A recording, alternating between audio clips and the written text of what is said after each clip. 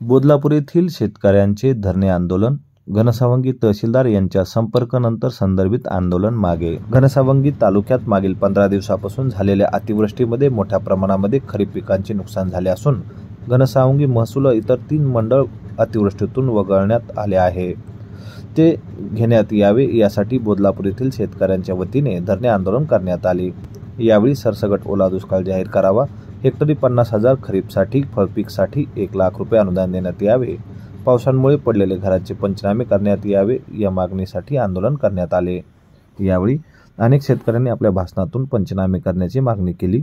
तहसीलदार पूजा वंजारी यांनी शेतकऱ्यांशी संवाद साधत संदर्भित धरणे आंदोलन मागे घेण्याची विनंती केली।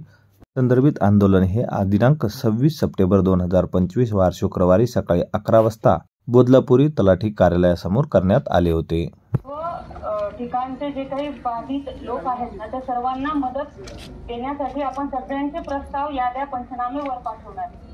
तर माझी सगळ्यांना विनंती आहे की नुकसान झालंय हे शासनाला आम्ही सगळं दाखवलंय फोटो पुराव्यानिशी, शासनालाही ते मान्य आहे आणि ज्यांचं नुकसान झालंय त्या सगळ्यांना नक्कीच आपण मदत देणारच आहोत। तुम्हाला सगळ्यांना विनंती आहे माझी की तुम्ही तुमचं हे जे उपोषण चालू आहे त्याचं परत आम्हाला निवेदनचे तुमचं ते आमच्या मंडळ अधिकारी साहेबांकडे आणि ग्राममहसूल अधिकारी साहेबांकडे कृपया द्या आणि तुमची हे पण तुमचं म्हणणं आम्ही पुन्हा तात्काळ वरिष्ठ कार्यालयातही पोहोचवतो आणि याद्वारे तुम्हाला विनंती करते की तुम्ही तुमचं जे आज उपोषण आहे ते निवेदन आम्हाला सादर करून तुम्ही थांबवावं आणि प्रशासनाला सहकार्य करावं।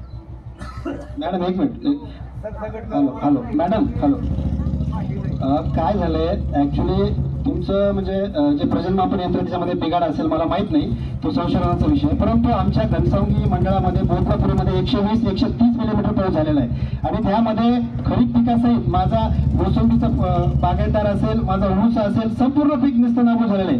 आज आपण काय म्हणतो की ठीक आहे एखादीची कपाशी बरी असेल पण त्याच्या मुळ्या सडल्यात आणि मुळ्या सडल्यामुळे उद्या ना परवा तिचे पुढे पानं गळणार आहेत, त्याच्या कैऱ्या गळणार आहेत आणि त्याला काही राहणार नाही। एखादीची सोयाबीन जर आपल्याला बरी दिसत असेल तर त्याच्या मुळ्या सडल्यामुळे ते झाड ते टिकणार नाही, त्याच्या शेंगा गळणार आहेत। परिणामी आपण सरसकट त्या ठिकाणी मदत दिली पाहिजे अशी आमची भावना आहे। म्हणजे कोंब येतात, आम्हालाही कल्पना आहे की त्या शेंगात कोंब येतात आणि कापूसही खराब होतो। सर्वांची पूर्ण जाणीव आपल्याला आहे। आपल्या ग्रामस्तरीय तालुकास्तरीय समितीत म्हणूनच कृषी विभागाचे अधिकारी पण असतात। तर हे सगळं आम्ही वर कळवलेलं आहे, सगळ्यांना मदत आपण नक्की देणार आहोत, त्याबद्दल कोणी शंका मनामध्ये कृपया ठेवू नये। तेच आमची विनंती की आपण आमचं महसूल मंडळ 100% बसवावं आणि आम्हाला सर्व शेतकऱ्यांना न्याय द्यावा हीच अपेक्षा आम्हाला तुमच्याकडनं कर्तव्यदक्ष तहसीलदार आहात आपण, हीच आम्हाला विनंती। नसतं आम्हाला तीव्र आंदोलन छेडावं लागेल। जर आमच्या याच्यामध्ये आपण 2 ते 3 दिवसात जर निर्णय नाही घेतला तर आम्हाला मोठं आंदोलन या ठिकाणी आम्ही छेडू। नाही बघा, आपण कालच ग्रामस्तरीय समितीची तालुक्याला मीटिंग घेतली आहे आणि सर्वांना त्या सर्व क्षेत्रातच पंचनामे होणार आहेत, कोणतंच मंडळ वगळलं जाणार नाही आहे याची कृपया सगळ्यांनी नोंद घ्या आणि त्याबद्दल प्रशासनावरती कृपया विश्वास ठेवा। धन्यवाद। चालतंय सर्वांना चालतंय, धन्यवाद।